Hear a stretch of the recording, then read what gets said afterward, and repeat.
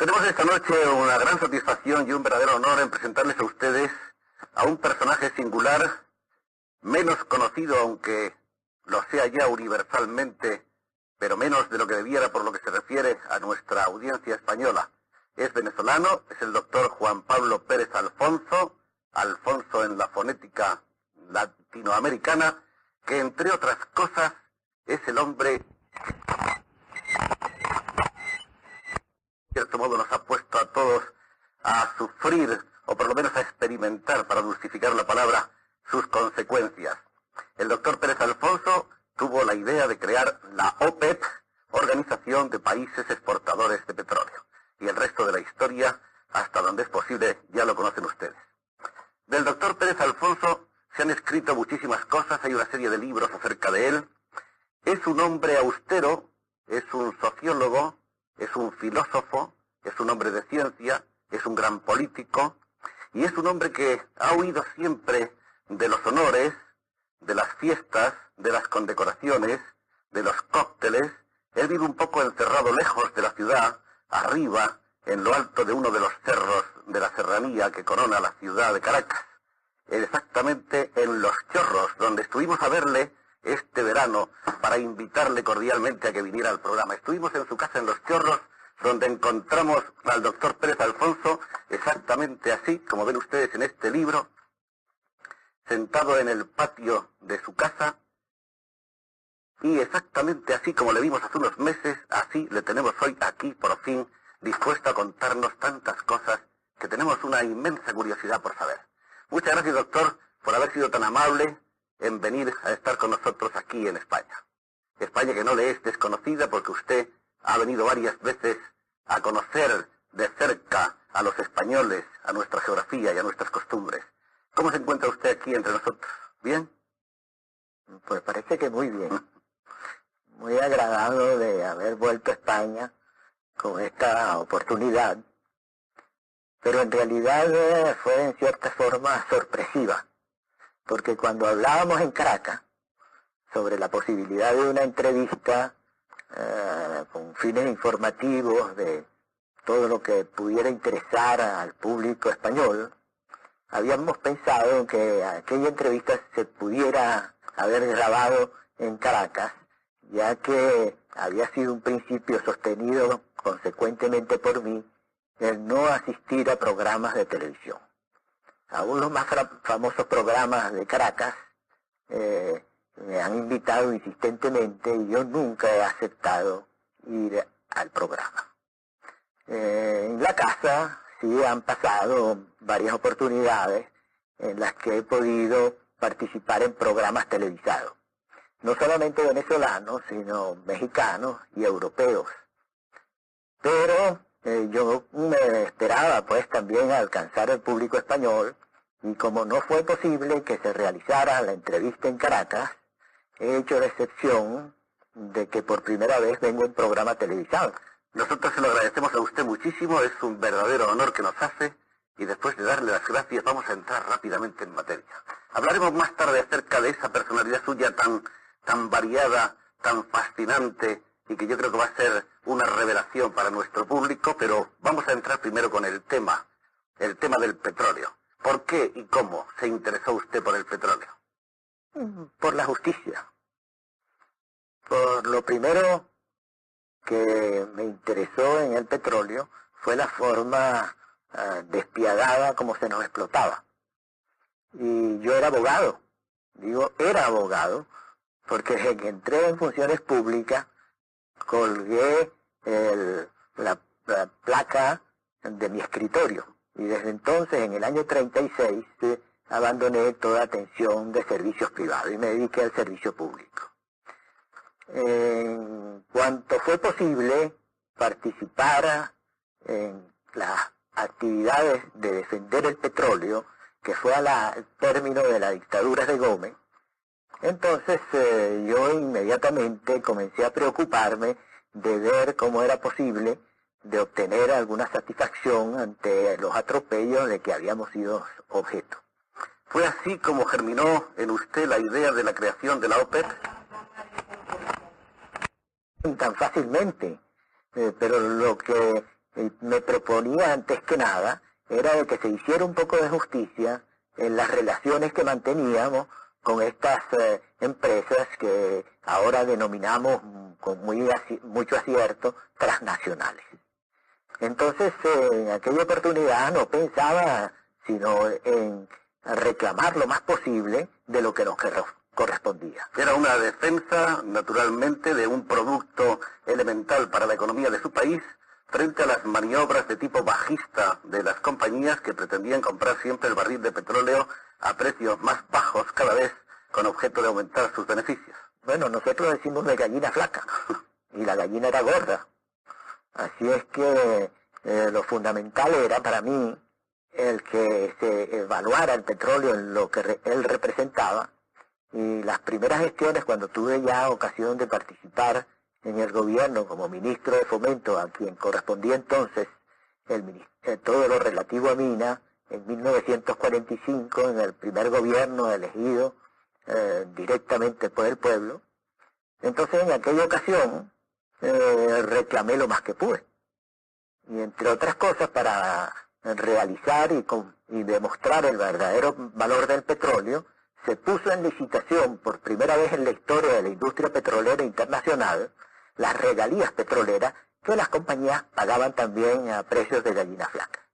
Ese fue uno de los movimientos más sensacionales para aquella época, como lo fue también el que unilateralmente se levantaran los impuestos, porque hasta entonces las compañías trataban como de quién a quién con los gobiernos sometidos a ellas, y cuando permitían la elevación de algún impuesto era por tratos más o menos convencionales y nunca por imposición.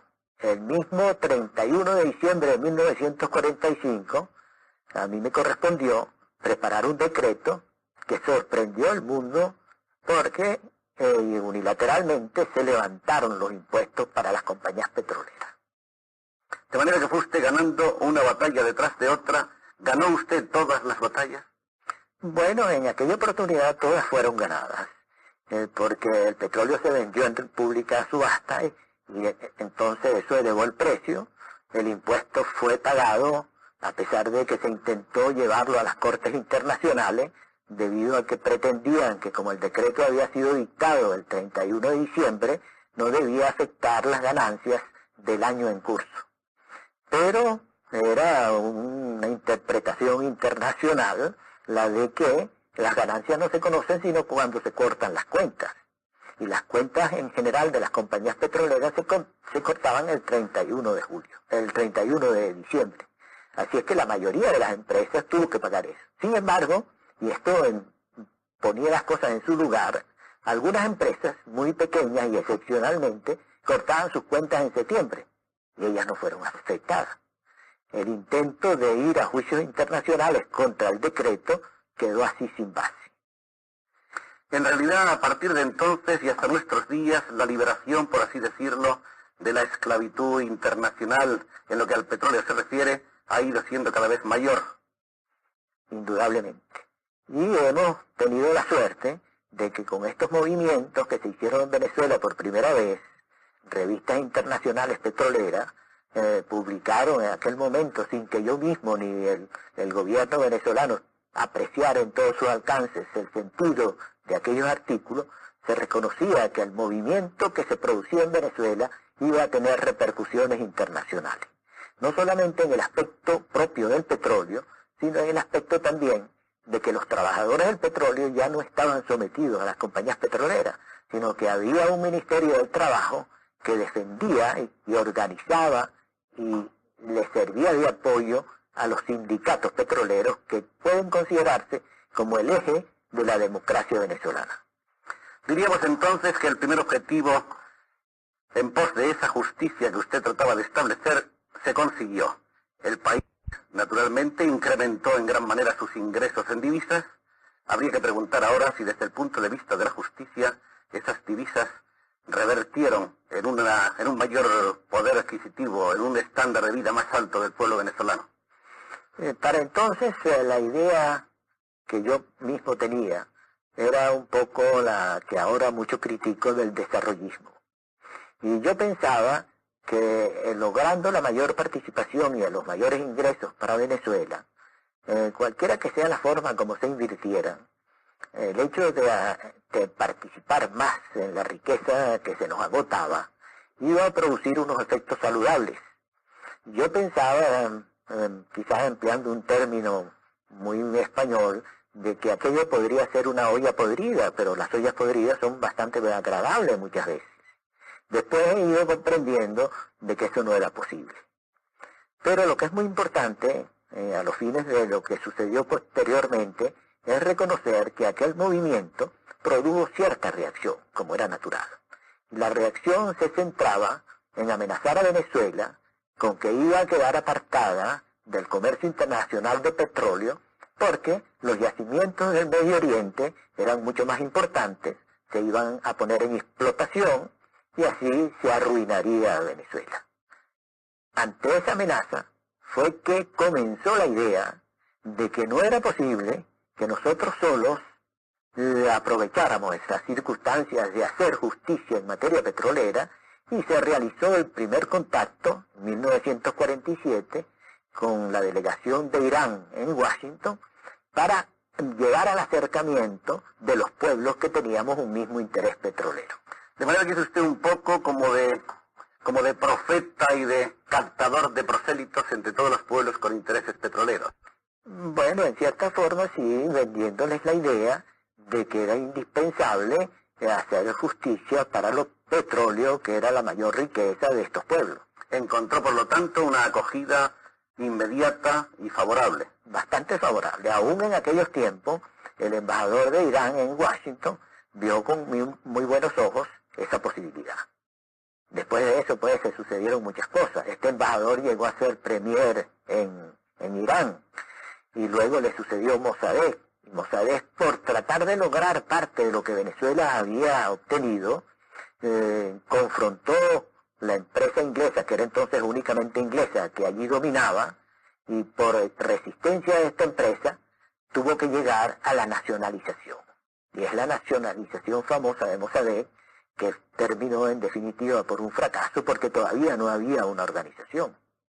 Cuando nace la OPEP, ¿qué expectativas o con qué ojos miran ese experimento de una parte Estados Unidos, de otra parte la Unión Soviética, de otra parte China, que a lo que parece es uno de los grandes países productores de petróleo? Bueno, las miraban muy descuidadamente, porque si lo hubieran mirado con mayor cuidado, posiblemente hubieran hecho resistencias muy fuertes. Creían que, siendo pueblos tan disímiles los que participábamos en la organización, sería imposible llegar a cualquier entendimiento. Y la Unión Soviética, por su parte, pretendía que aquello era un movimiento apoyado por las transnacionales, siempre pues viendo las dificultades que unos países como los nuestros iban a confrontar. No podía imaginar que no estuvieran las transnacionales tras ese movimiento. De manera que una de las resistencias que yo tuve que vencer en la propia Venezuela fue el lograr apaciguar el movimiento comunista, que tenía libre acción en nuestro país, tratando de volverme una especie de Kissinger anticipado, y forzando una invitación a la Unión Soviética, siendo así que entonces no teníamos relaciones. Las relaciones con la Unión Soviética habían quedado rotas desde el perejimenismo y no había pues comunicación con ellos. Yo fui a México y hablé con el embajador soviético en aquel país, que desde allí era pues el superior de todas las delegaciones en América Latina, y lo invité a ir a Venezuela sin tener relaciones. Y el señor Daziquín, pariente de Micoaya, relaciones de parentesco político, de mucha autoridad en Moscú, aceptó ir a Venezuela. Después que le mostramos lo que allá había, el gusto que le dio ver el movimiento, cómo se realizaba, él visitó los campos petroleros, los sindicatos, obreros, todo lo demás, no que le quedó otro camino que invitarme a ir a Moscú. ¿Y qué hizo usted en Moscú? En Moscú yo les expliqué con pocas palabras, pero con mucha claridad, que ellos mismos tenían que estar interesados en el movimiento, porque ellos son los mayores productores de petróleo actualmente, y ya desde entonces se veía que iban a ser los productores de petróleo, y por lo tanto tenían tanto interés como nosotros en defender los precios del petróleo. ¿También en el caso de China tuvo usted que hacer una gestión? No, en el caso de China todavía China no se ocupaba del petróleo, ellos todavía no sabían cuánto petróleo podrían llegar a tener, ellos tenían que comprar petróleo y se mostraron en cierta forma indiferentes. Para aquella época tampoco existía una oposición tan abierta entre China y la Unión Soviética, de manera que con respecto a China no hubo necesidad de trabajar. Pero surgió entonces la cosa opuesta, de que la Unión Soviética quiso penetrar en la organización, hacer parte de la OPEP. Y entonces tuve yo que convencerle de que eso era muy peligroso, porque si ellos habían creído que nosotros éramos instrumentos de las organizaciones internacionales, de las transnacionales, entonces si ellos eran miembros de la OPEP, iban a decir que la organización no era más que un instrumento de la Unión Soviética. Ellos comprendieron la situación y además vieron que todo movimiento, toda gestión que llevara a beneficios a los miembros productores de petróleo, en cierta forma favorecía también sus intereses de vendedores de petróleo. La OPEP fue una realidad, sigue siendo una realidad. Por supuesto que los países que la integran, al parecer, salvo unas últimas discrepancias surgidas últimamente, se sienten satisfechos en general. Parece que la OPEP tiene una vida larga por delante. ¿O no? Esta es una cosa muy clara. La OPEP es algo indestructible. Pueden suceder incidentes como este reciente, que no es nada nuevo, y que yo lo he calificado en declaraciones que me he visto obligado a hacer en Caracas como muy saludable. Porque esta fisura que se ha descubierto ahora no es nada nuevo, sino es algo que venía ya desde el comienzo. Porque el peso de los países de Occidente se ha mantenido y se ha ejercido constantemente en algunos de los miembros de la OPEP, en este caso fundamentalmente Arabia Saudita, hasta el extremo de que el ministro que más colaboró conmigo en la fundación de la OPEP, como es el jeque Tariki, fue desplazado. Y las cosas hubieran sido muy diferentes si ellos no hubieran tenido el éxito de desplazar a este señor y reemplazarlo por lo que los americanos llaman un companyman, que es el señor Yamani. Si eso no hubiera sucedido, habría sido beneficioso para el mundo, no solamente para nosotros, porque en vez de contemplar esta situación reciente de la multiplicación de los precios, el precio del petróleo hubiera ido subiendo razonablemente en la medida en que era necesario llevarlo a un nivel satisfactorio. Y el mundo se habría ido ajustando, abriendo los ojos a la necesidad de cuidarse muy bien de los usos que hace del consumo de energía que tan reemplazar cuando proviene del petróleo. Eso nos lleva directamente a la otra cara de la moneda, profesor, doctor. Y la otra cara de la moneda es que el mundo que no pertenece a los países exportadores de petróleo acusa a la OPEP de haber creado una inflación galopante y naturalmente una crisis energética que todos estamos viviendo. ¿Esa crisis energética hubiera existido igual sin la OPEP? En este caso, yo considero que la OPEP ha tenido un papel mucho más importante que el de crear estos nuevos ingresos para los países que constituyen la OPEP, porque le ha abierto a todo el mundo los ojos ante una situación muy grave que se vivía, que era la de pensar que el petróleo era inacabable, que cada vez que se necesitara más, se obtendría más. Y entonces la crisis que se hubiera presentado de no haber existido la OPEP, habría sido una crisis de verdadera escasez de petróleo final, lo cual habría producido un trastorno mucho mayor que este ajuste que tienen que ir realizando los países para librarse de esta dependencia del petróleo. Pero hay dos teorías acerca de ese tema que usted, en fin, puede explicarnos mejor que nadie, matizándolas y precisándolas en su verdadera entidad. La teoría número 1 dice que realmente el petróleo que existe es un petróleo para pocos años. Hay quienes alzan voces apocalípticas diciendo que para 1980 y tantos vamos a estar sin petróleo, otros lo cifran en el año 2000. Existe la teoría contraria según la cual vivimos realmente sobre un mundo que es todo petróleo y que por lo tanto hay petróleo para miles de años. ¿Dónde está la verdad? Yo creo que la verdad la conocen los geólogos, que son los más especialistas. Y estos que piensan que el petróleo se encuentra en todas partes y que simplemente basta con invertir dinero en perforaciones para lograrlo, van contra la realidad. No sé cómo podríamos calificarlo, son esta gente que basan su optimismo en simple lo que los anglosajones llaman wishful thinking, que es que lo que uno quiere pensar es que se debe realizar. Lo cierto es que Estados Unidos hizo, por ejemplo, su programa Independencia, y su programa Independencia se ha traducido en su programa de mayor dependencia.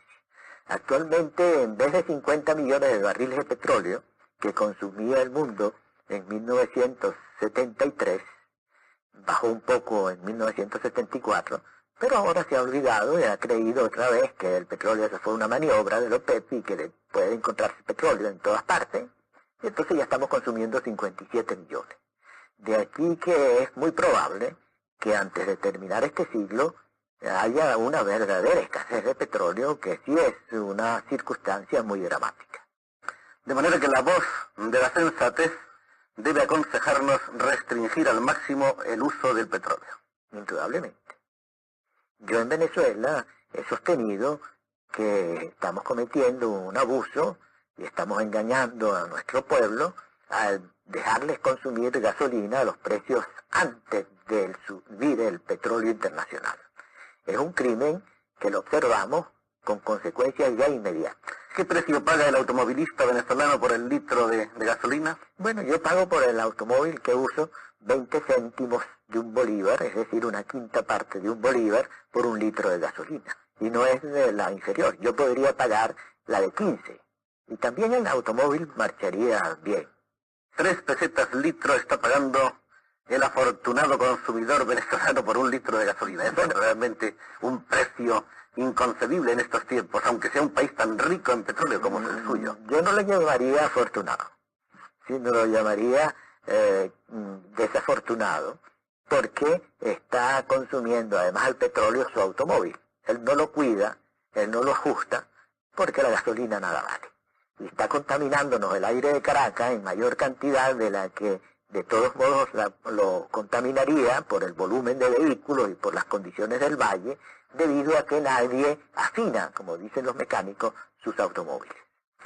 De manera que el porvenir es preocupante. Yo no diría que preocupante, es preocupante por el hombre, que no quiere ver las condiciones del medio en que vive, pero no por el medio mismo, no porque falta el petróleo, sino por las dificultades de reajustar el hombre al medio y a las condiciones en que debe desenvolverse. Usted, que es el padre de la OPEP, ¿se siente satisfecho y feliz de su hijo, de esa criatura? Bueno, yo tengo 5 hijos físicos, ¿no? Humanos. La OPEP es el sexto, entonces. Me siento satisfecho, aunque muy alarmado por los problemas que confrontan ellos mismos y sus hijos, porque la humanidad toda vive en una situación de dificultades. Yo le mencionaba, no sé si en Caracas o hace poco, las últimas expresiones de su santidad el Papa, de que este mundo parece que está viudo y loco y desbandado. Si esto sucede en escala mundial, en la escala venezolana esto se multiplica, debido a las condiciones en que vivimos, alegremente gastando un activo irreemplazable como es el petróleo, y en circunstancias muy dañosas para todos. Doctor Pérez Alfonso, usted se ha manifestado varias veces partidario de una revolución contra el desarrollo. No propiamente contra el desarrollo, sino contra un desarrollo razonable. Como lo llamó el segundo informe de Roma, un desarrollo orgánico. Es decir, que usted crece en forma de que todo el organismo pueda hacerlo. Pero cuando usted consume 30 barriles de petróleo en Estados Unidos por persona y la India apenas alcanza a consumir un cuarto de barril, entonces esto es muy desorgánico, si no es que muy inmoral. Yo recuerdo que no hace mucho se hizo una encuesta en Estados Unidos sobre qué consideraban los americanos de esta situación en los cuales ellos, con 6% de la población mundial, consumían el 40% de la energía, y la respuesta mayoritaria fue de que eso era inmoral y debía corregir el propio pueblo americano. Así es que la OPEP puede haber tenido sus fallas, las tiene todavía, porque no ha podido actuar como debe, pero ha cumplido un papel muy importante, como le decía, no solamente para los países miembros, sino para el resto de la humanidad. En un papel que yo hice de trabajo, recordaba que el petróleo surgió en forma de consumo masivo cuando iluminó al hombre, en el sentido de facilitarle el uso de los libros, extendiendo las horas de lectura, porque la escasez de las grasas de ballena hacía muy difícil leer de noche. Entonces la lámpara de querosén fue la que provocó el primer resurgimiento del petróleo. Ahora este efecto de la multiplicación de los precios ha debido a servir para abrirle de nuevo, iluminar la mente de la humanidad, en el sentido de que debe corregir esta civilización desviada que contemplamos. En alguna de las innumerables e importantísimas teorías, como para pensar mucho sobre ellas, del doctor Pérez Alfonso, se habla, por ejemplo, de que él entiende de que su concepción de una nación es como una comunidad educativa. Bueno, es muy claro que la escuela es un invento muy reciente del hombre. El hombre ya se sabe que tiene existencia casi 3 millones de años. Y la escuela apenas surge con los griegos, mencionaba yo por allí, quizás en China un poco antes. Pero antes se educaba también el hombre, porque llegó a ser griego o a ser romano. Y esa educación era el de la comunidad. La comunidad es la base de la enseñanza para el hombre. El hombre aprende porque no se le puede educar. Esta invención de tratar de hacer el hombre lo que quiere el maestro, yo la considero viciosa. Y que lo que hay que hacer, y el derecho, en vez de considerarse a la educación, debe ser el derecho a aprender. Que si yo quiero aprender algo, tenga las posibilidades de encontrar las fuentes en que yo pueda realizar ese aprendizaje que deseo obtener. A usted parecen no gustarle las grandes ciudades en las que solemos vivir hoy la mayoría. Efectivamente, yo considero que lo que tanto se critica del capitalismo o del imperialismo no es otra cosa que un fenómeno muy anterior y que arranca de un mal camino que tomó la primera civilización del hombre. Mientras fuimos cazadores y recolectores, no habían problemas. No es que existía el buen salvaje como nosotros quisiéramos que existía, pero existía un salvaje que no era tan salvaje como nosotros. Entonces, cuando descubre la agricultura y viene la abundancia, y viene la posibilidad de que unos trabajen y otros exploten, como dice Lanza del Basto, esa división del trabajo fue maligna. En cuanto hubo la agricultura fue posible crear la ciudad. Y los que se fueron a la ciudad, lo que hicieron fue perjudicarse ellos en cuanto se apartaron del trabajo manual, con la mano que aprende a hacerse la mente del hombre. Y en la ciudad inventaron toda clase de pretextos para hacerse fácil la vida sin trabajar y vivir del campo. Yo creo que esto tiene que desaparecer, que hay que nivelar la sociedad, hay que volver al campo, no como los salvajes de antes, que eran buenos, sino como unos nuevos salvajes que aprovechemos lo aprovechable de la civilización desarrollada en la ciudad. Dicen por ahí, y usted si me corregirá si no estoy en lo cierto, pero son cosas que escuché en la calle, en Venezuela, en esta visita que le hice, que usted, que es un hombre extraordinario, sin embargo, más bien se aparta de las gentes. Dicen, por ejemplo, que a usted le han ofrecido en varias ocasiones la presidencia de la República y usted no ha querido aceptarla. ¿Por qué? La explicación es por responsabilidad, por conciencia de que para yo hacer lo que creo que tengo que hacer, no puedo contar con la gente que necesito. Esa es la razón fundamental. En la primera oportunidad en que eso se hizo posible, que se me escogiera como candidato presidencial, yo dije que eso no sería posible sino cuando los venezolanos pudieran ser suecos.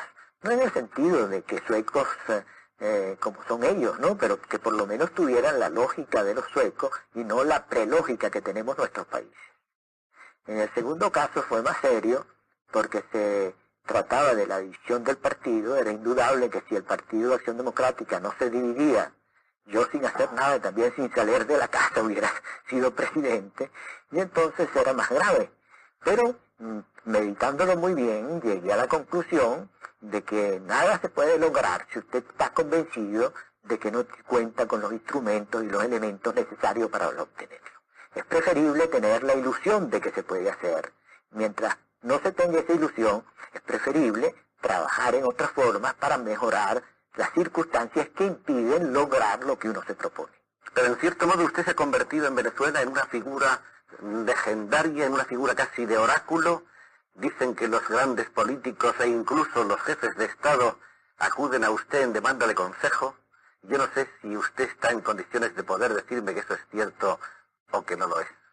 Bueno, en cierta forma es cierto porque la gente oye, ellos tienen buen sentido, si no, no podría existir la democracia. El espíritu del pueblo es algo en que yo creo muy firmemente, que un analfabeto que no sabe leer tiene ciertas condiciones mentales que le permiten apreciar dónde está lo cierto y dónde está lo incierto, dónde está lo moral y dónde está lo inmoral. Y como yo hablo siempre lo que pienso y que creo que es lo correcto, porque no tengo ambiciones de ninguna clase, ellos aprecian eso. Y entonces los políticos que saben que la gente oye y entiende estas cosas, atienden bastante las cuestiones cuando son planteadas en estas condiciones. Voy más lejos todavía, doctor. Dicen las gentes que usted está realizando por su cuenta un ensayo en un pueblo del interior de Venezuela de lo que podríamos denominar una nueva sociedad. Esto de la nueva sociedad es algo que ya yo le dije a una comisión de la Universidad de los Andes que está estudiando el proceso que allí se va a ir cumpliendo. Es algo que crea expectativas posiblemente equivocadas. Indudablemente va a haber algo nuevo, pero una sociedad nueva es mucho más difícil de crear. Pero se va a tratar de que el grupo que vive allí, un pequeño grupo, porque nunca se puede atender sino pequeños grupos, se le ayude por parte de alguien que está en la ciudad, donde hay todas las posibilidades de desarrollar mejor las ideas, y que aun cuando no conozca los problemas de ellos, facilite otras posibilidades que ellos mismos no alcanzan a ver. Los campos son abandonados por las personas que más competentes pudieran ser para permanecer allí, buscando oportunidades en la ciudad. Entonces hay que tratar en alguna forma de que gente de la ciudad regrese al campo para estimular las actividades que puedan ser posibles en esos campos. En este caso de Takal, de lograrse pues que efectivamente marque en alguna forma, yo les he dicho muy claramente que yo no tengo una varita mágica para resolver los problemas, que son ellos los que tienen que resolver sus problemas, y que simplemente yo estoy a disposición de ellos, primeramente para pensar si tienen en cierta forma base las aspiraciones que tienden a realizar. Actualmente ellos piensan comprar un tractor, tienen que solicitarlo en préstamo a una cooperativa. Entonces eso se está estudiando y se les hace ver que todavía no hay tierras suficientes para usar efectivamente un tractor, que si logramos que otras vecindades también puedan llegar a usar el tractor, entonces este tractor puede ser adquirido. Pero el punto esencial que yo considero básico en la idea es tratar de llevar a la pequeña comunidad agrícola gente de la ciudad. En este caso de Takal, ya un sociólogo de la Universidad de Oriente que quiere vivir allí. Entonces él pagaría, la casa sería de la comunidad, porque esta es una comunidad que construiría viviendas, unas 4 o 5, si hay más posibilidades otras tantas, pero para gente que fuera a vivir allí y pagara un arrendamiento, que sería un ingreso para la colectividad. Ahora, esto no serían personas de la ciudad que simplemente van a temperar allí, sino que además del arrendamiento tendrían que hacer un trabajo, prestar un servicio a la comunidad, ser útiles a la comunidad. La comunidad es algo general, pero dentro de esto general hay trabajos específicos, especiales, que pueden ser realizados por grupos de la comunidad mezclados con grupos de la ciudad. Otra de las posibilidades que tienen es establecer un centro de información, en los cuales estudiantes de la universidad, especialmente de sociología, informarían sobre la comunidad y además sobre la ciudad de Cumaná y sobre el estado Sucre. Entonces la gente que llega sabe de los hoteles, que están las disponibilidades, la pesca, todos los atractivos que tiene la ciudad y lo que tiene la comunidad, a fin de no establecer una rivalidad entre esta comunidad muy cercana a Cumaná y la ciudad de Cumaná, sino que la comunidad de Takal le sirva también a la ciudad de Cumaná. Inquietudes sociales, inquietudes nacionales, inquietudes de hombre de la época que tiene el doctor Pérez Alfonso, quien a veces también ha declarado que hay que crear un nuevo orden económico mundial. ¿Cuál sería el camino para llegar a una sociedad más razonable, más coherente y más justa? Yo creo que es indudable que tiene que ser un poco lo que se trata de hacer dentro de cada nación, o lo que debe hacer cada nación, que es que tratar con más justicia a todos los grupos sociales que la componen. En el caso del campesino y la ciudad, es indispensable que la ciudad pague lo que el campesino necesita y que el campesino lleve una vida semejante al de la ciudad, y no de que la ciudad sea la explotadora del campo. En términos internacionales, el problema consiste en que los pueblos desarrollados, o que se dicen tales, también sepan que van a tener que bajar sus niveles de vida, porque alguna vez necesita una nivelación con el resto del mundo. Y que si se consumen 30 barriles de gasolina o de petróleo en una parte, este petróleo que cada vez escasea, disminuya de consumo ahí, pero que pueda levantar el consumo de los países que consumen tan poco como la India. O sea que diríamos que en el fondo su idea es aplicar esa idea de la OPEP a los campesinos con respecto a la ciudad, a los desheredados y a los proletarios con respecto a las clases más ricas, a los países subdesarrollados o en vías de desarrollo con los muy desarrollados y muy ricos y poderosos. Se trata en definitiva de tratar de acortar distancias. Y acortar distancias, que no es otra cosa que hacer justicia. Que no hay por qué pensarse que porque yo soy un doctor y padre de la OPEP pueda despreciar al campesino de Takal, sino que el campesino de Takal es tan ser humano como yo, y que yo simplemente he tenido la suerte y las oportunidades de llegar a ser lo que soy. También ha dicho usted, y probablemente es una de las cosas que me ha gustado saber, que en el fondo lo que necesitamos cada vez más es amor, y que lo que hace falta, y en el fondo de toda obra humana, el amor es indispensable. Yo creo que sí, que es indispensable que no solamente cuidamos de nuestros hijos, sino que los hijos de los hijos y de todo el mundo deben tratarse como hijos nuestros. ¿Y vamos hacia eso? Yo creo que en China, que visité el año pasado, el año antepasado, porque fue el 75, vi una forma muy extendida de que toda la comunidad se sintiera obligada frente a los menores de la comunidad. Y de que los menores no se sintieran tan dependientes de un papá y una mamá, sino que eran todos. Y esto no es una cosa nueva ahora de China, sino que la tenemos nosotros también en nuestros supuestamente salvajes indios del Orinoco. Allí se enseña también por la comunidad todo lo que el niño quiere aprender, y el niño se acostumbra a tratar a los mayores de la comunidad como si fueran sus padres o sus madres. No quedan huérfanos, no quedan niños abandonados. ¿Es usted un hombre tan frugal como se dice? Bueno, yo no lo sé, porque...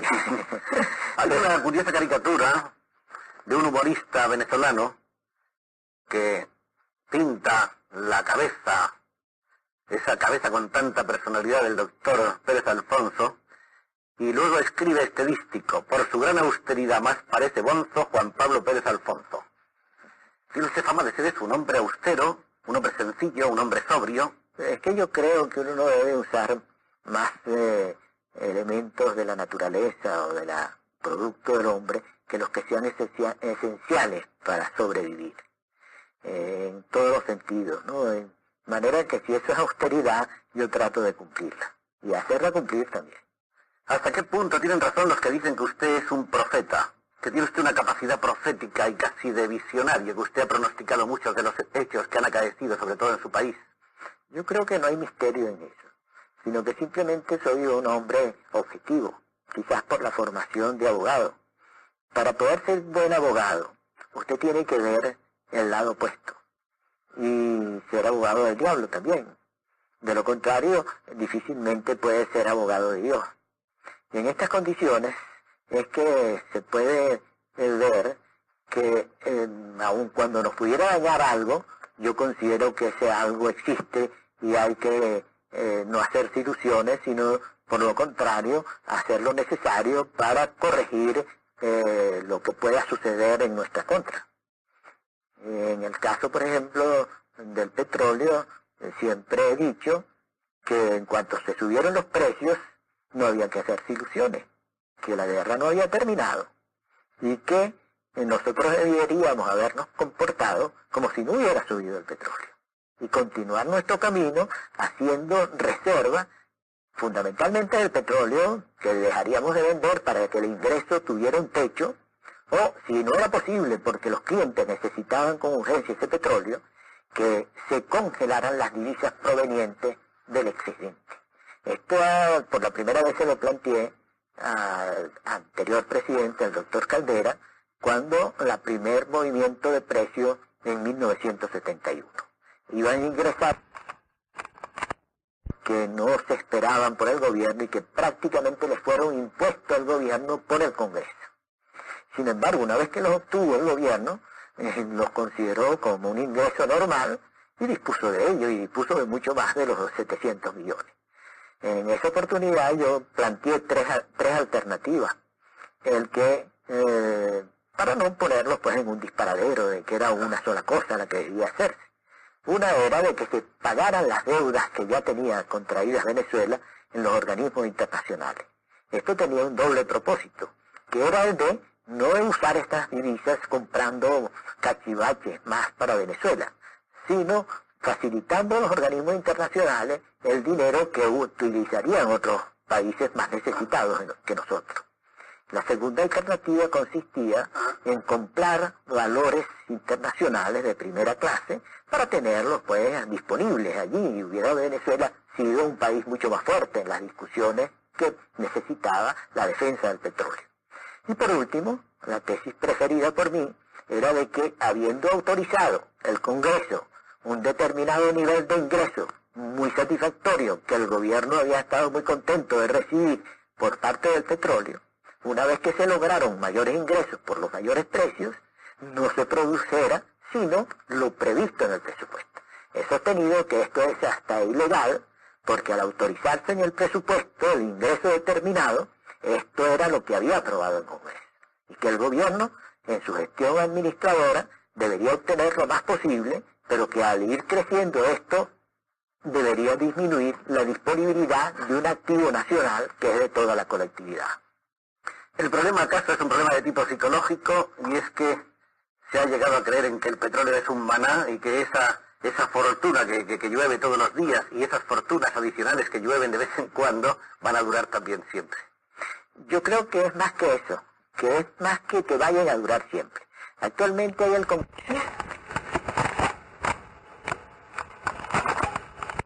mejor es capacitarnos ahora, aperarnos, llenar todo lo que podamos hacer con este dinero, porque no sabemos cuándo se acabará. Cuando lo cierto es que un país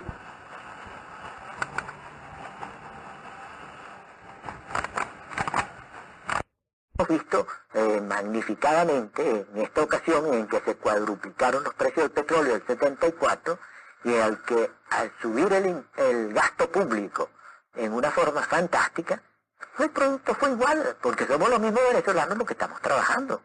No es el capital lo que detenía el producto. Venezuela es un país excepcional en cuanto ya tiene tantos años recibiendo ingresos del petróleo que le han permitido desarrollar todas sus posibilidades de trabajo en cuanto las limitaciones de capital podían retenerlo, y que ahora solo lo retiene la capacitación del venezolano. Es una cosa excepcional, porque es normal en los países atrasados el que no se realicen los programas que se ven necesarios y posibles de realizarse debido a falta de capital. Por eso toda la teoría económica es un poco reacia a comprender la especialísima situación de los países de petróleo. De la manera siempre más directa y más clara, porque el doctor Pérez Alfonso no tiene pelos en la lengua, en su país está siempre vigilando de manera atenta el curso de los acontecimientos, alzando su voz para condenar, para criticar, para alertar. Está siempre como un hombre enamorado del diablo, donde hace un análisis minucioso y profundísimo de toda la operación del petróleo, del efecto Venezuela del petróleo. Se presta, por otra parte, a polémicas y diálogos que llevan luego al libro, como este, El Desastre, o como otro de entre los más recientes, cuyo título es Alternativas, donde se pasa revista a toda la problemática de su país y a toda la problemática del mundo. Yo pienso que realmente el doctor Pérez Alfonso es muchas más cosas que se nos van a quedar inéditas en esta conversación, y es sobre todas ellas un hombre inteligente, un hombre bueno, un hombre que ha hecho muchas cosas, que puede hacer muchas más todavía, y que, por otra parte, yo no sé si los que no tenemos petróleo debemos sentirnos un poco en desacuerdo con sus teorías que han enflaquecido algo más nuestros bolsillos y han aumentado de manera vertiginosa nuestras preocupaciones, pero sí es lo cierto que desde el punto de vista de la justicia ha hecho un gran servicio a los países productores de petróleo que estaban simplemente vendiendo su riqueza por un precio de nada. Muchas gracias por habernos hecho el honor único en su historia de acudir a una televisión y que haya sido la nuestra. Y muchas gracias por todo.